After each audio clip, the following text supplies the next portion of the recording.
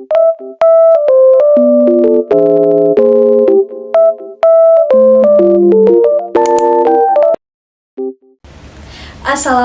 warahmatullahi wabarakatuh. Salam sejahtera untuk kita semua. Sebelumnya, terima kasih banyak kepada Ibu Siti Khadijah MPD selaku dosen pengampu mata kuliah Perencanaan Pembelajaran Bahasa Indonesia.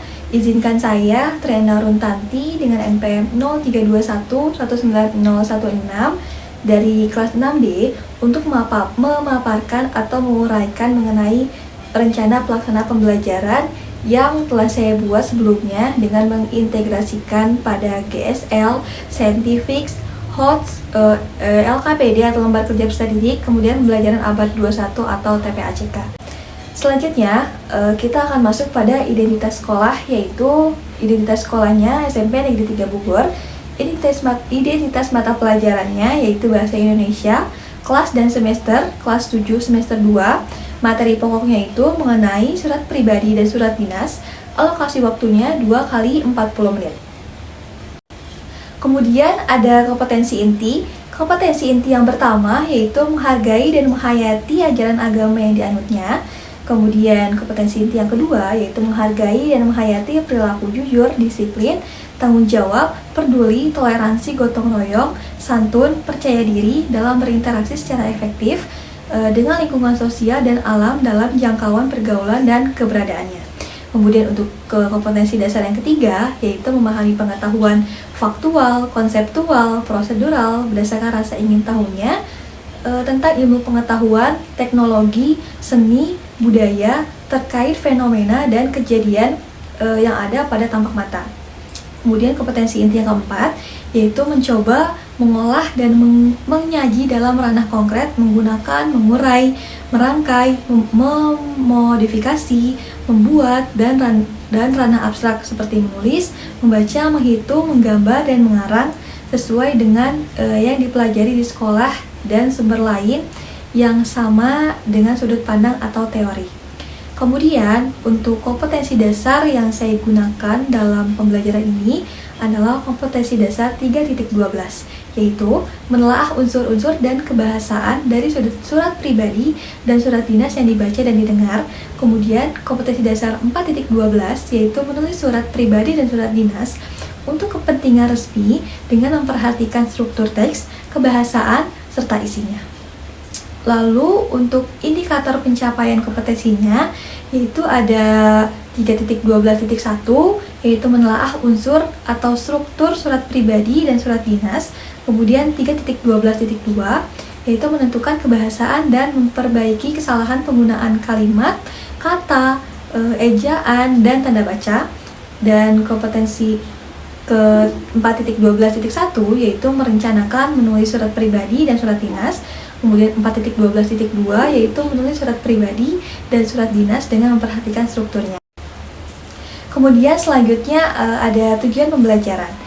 Tujuan pembelajaran yang akan ditempuh atau dicapai selama proses pembelajaran kita nanti yaitu setelah mengikuti proses pembelajaran, peserta didik atau siswa diharapkan mampu untuk menelaah unsur surat pribadi dari tampilan PowerPoint dengan tepat, kemudian menelaah unsur surat dinas dari tampilan PowerPoint dengan tepat, kemudian menentukan serta menyimpulkan aspek kebahasaan yang terdapat dalam surat dinas dan surat pribadi melalui diskusi dengan tepat.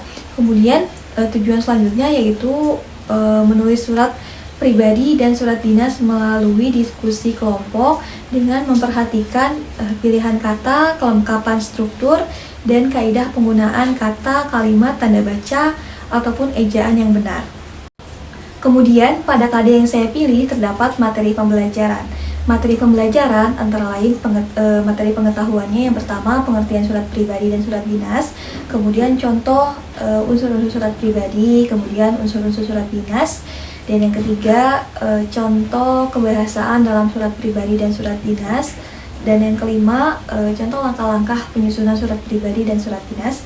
Untuk materi keterampilannya itu ada praktik menulis surat pribadi dan surat dinas, kemudian praktik memberikan narasi berkaitan dengan unsur-unsur surat dinas dan surat pribadi, dan yang ketiga itu praktik membuat surat pribadi dan surat dinas. Kemudian selanjutnya ada metode pembelajaran. Yang pertama ada pendekatan. Nah, pendekatan yang saya gunakan di sini adalah pendekatan saintifik. Mengapa saya menggunakan pendekatan saintifik? Alasannya karena rencana pelaksanaan pembelajaran dalam kurikulum 2013 sangat erat kaitannya dengan pendekatan saintifik, di mana peserta didik diarahkan untuk mampu mengamati, menanya, mencoba, menalar, kemudian pada tahap mempresentasikan dari hal-hal yang sebenarnya telah mereka dapatkan dalam proses pembelajaran. Nah, selanjutnya ada metode. Metode yang saya gunakan adalah nanti itu menggunakan metode tanya jawab, diskusi, serta penugasan. Jadi, nanti saat proses pembelajaran itu peserta didik dibentuk menjadi beberapa kelompok untuk melakukan kegiatan diskusi dan tanya jawab. Untuk metode tanya jawab biasanya individu atau kelompok. Lalu ada juga metode penugasan. Dalam penugasan ini biasanya guru memberikan tugas kepada siswa untuk dikerjakan secara mandiri ataupun juga kelompok. Tapi untuk metode diskusi tentunya mereka harus melakukannya secara berkelompok. Seperti itu. Selanjutnya ada media pembelajaran. Untuk media pembelajaran yang saya gunakan itu ada LCD proyektor, kemudian laptop, kemudian video pembelajaran pembuatan surat, kemudian ada media sate surat. Nah, medianya ini seperti ini. Media ini saya gunakan untuk memaparkan unsur-unsur serta kebahasaan surat pribadi dan surat dinas. Nanti itu para siswa atau para peserta didik menentukan unsur yang mereka bahas nantinya. Kemudian yang kedua ada bahan. Bahannya itu ada teks surat pribadi, teks surat dinas, kemudian lembar kerja peserta didik atau LKPD, kemudian ada pula lembar evaluasi yang dikerjakan mandiri oleh peserta didik. Nah, setelah media tentunya ada sumber pembelajaran. Tentunya dalam sumber pembelajaran ini lebih menekankan pada buku ajar atau buku paket bahasa Indonesia kelas 7 SMP. Lalu bisa juga menggunakan modul atau jurnal atau sumber-sumber lain yang kegunaannya sama-sama bisa membantu siswa untuk menambah ilmu mereka. Yang penting semua sumber itu relevan digunakan oleh siswa. Kemudian selanjutnya ada langkah-langkah pembelajaran. Nah, dalam langkah-langkah pembelajaran ini terdapat bagian pendahuluan, kemudian kegiatan inti, dan kegiatan penutup. Nah, pada pertemuan pertama bagian orientasi, guru itu seperti biasa mengucapkan salam, kemudian guru mengarahkan salah satu peserta didik untuk memimpin doa. Biasanya umumnya itu yang memimpin doa adalah ketua kelas. Kemudian guru memeriksa kehadiran peserta didik. Nah, kemudian ada kegiatan apresiasi.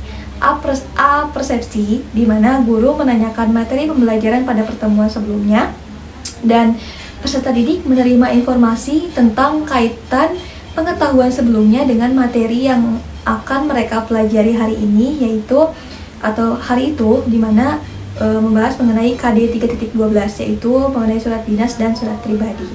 Kemudian kegiatan motivasi. Nah, kegiatan ini diisi oleh guru memberikan video motivasi, kemudian guru juga mengajukan pertanyaan tentang manfaat tayangan dari video motivasi tersebut dan hubungannya dengan pembelajaran.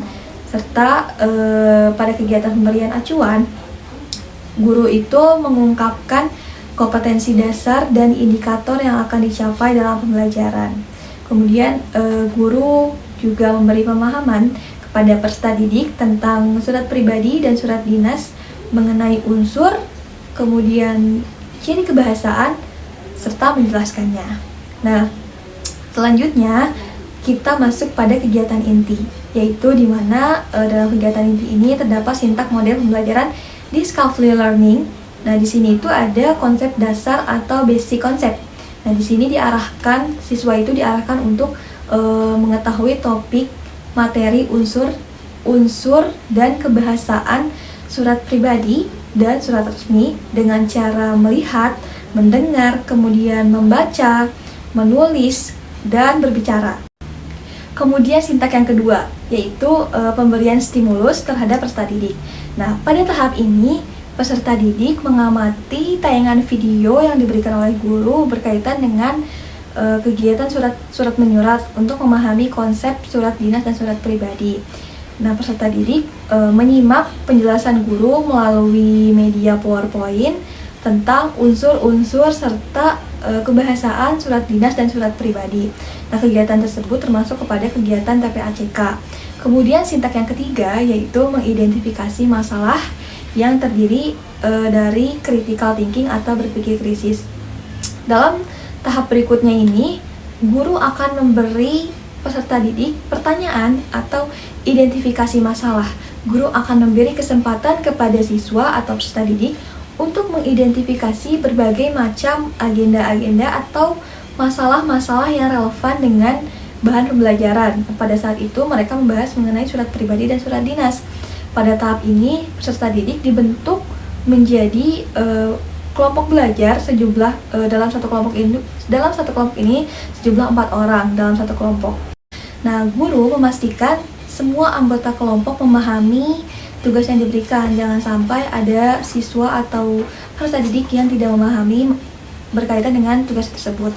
Kemudian peserta didik dalam kelompok menganalisis 2 teks, yaitu surat pribadi dan surat dinas. Mereka diminta untuk menjelaskan unsur-unsur dari surat dinas yang sudah disediakan, dan mereka juga melengkapi surat dinas yang rumpang sehingga surat tersebut lebih komunikatif. Nah, kegiatan tersebut dilakukan secara bersama-sama bersama kelompok. Kemudian, sintak yang selanjutnya yaitu pengumpulan data atau data collection. Nah, pada tahap ini, guru juga memberikan kesempatan kepada para peserta didik untuk mereka mengumpulkan informasi sebanyak-banyaknya yang relevan.